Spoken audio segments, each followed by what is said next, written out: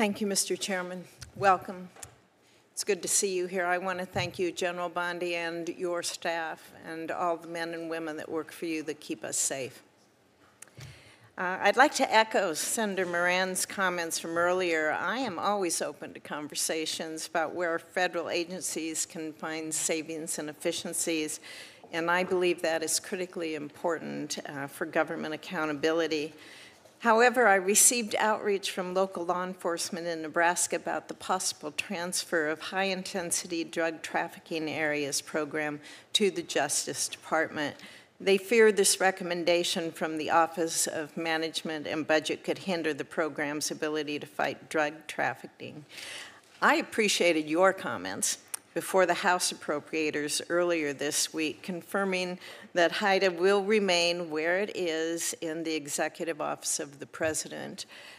We've heard your offers today to many on this committee. I appreciate those offers to work together to make sure that we're going to find effective and needed grants and keep those open, and I thank you for that.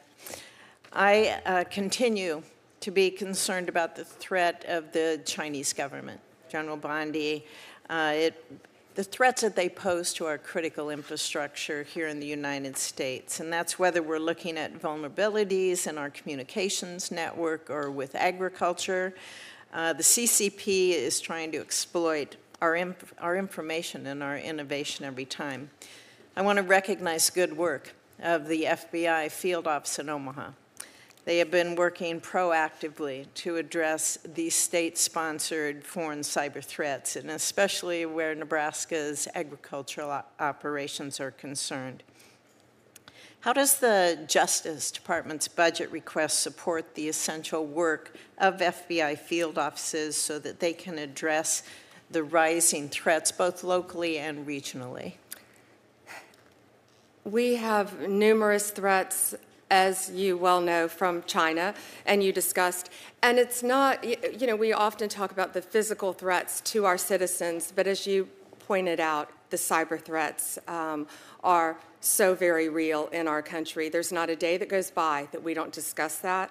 There are many meetings about that. We have some very frightening actors in our country right now, and we are making many cases regarding those. I know a particular interest in Nebraska is the agro-terrorism as well to you, and that's a high priority for our Justice Department. And this happened, I believe this one was in Michigan, but it was Chinese bringing pathogens into our country. And that was a case that I'm very proud of, that our National Security Division and our FBI made very recently, though. That was in Michigan, but we're working on, by a Chinese national.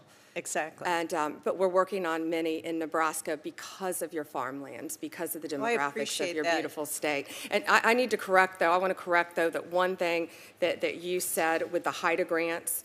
I'm a career prosecutor, and those high-intensity drug grants are very important, but $196 million of that will go to the Office of Justice Programs, and we will be sure that they are administered and law enforcement receives the money that they need to continue with that. Our law enforcement in Nebraska uses those grants, again, in a really responsible way, and they're very, very effective across the state. I'm glad you brought up about the Michigan work that you've done there with regards to ag.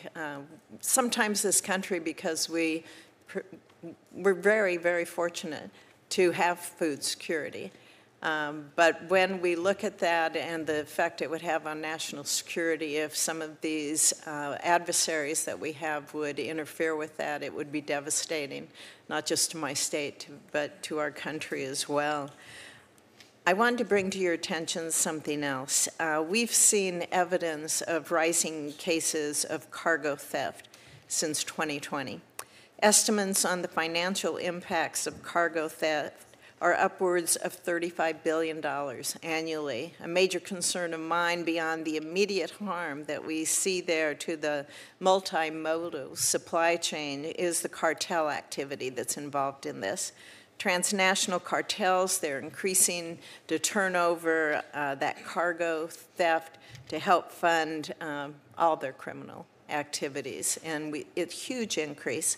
I applaud the administration's ongoing efforts to crack down on violent crime from cartels. I hope you would look into this new activity.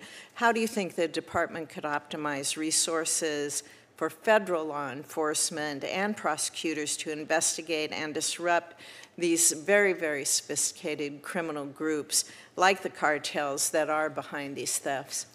On my first day, we called for total elimination of cartels and TCOs, and I believe what you're talking about in your state is through, I would imagine, I-80, interstate I-80. Trucking, and also rail. And the rails, but also in our states that are ports. So yes. Sometimes we feel like cargo only is a port area, but it's not, because it's transported across our country. And we are on high alert and working very diligently to prevent all of that and to take out these cartels who have come into our country, and that's a very, very real threat to Americans and to your state, Senator.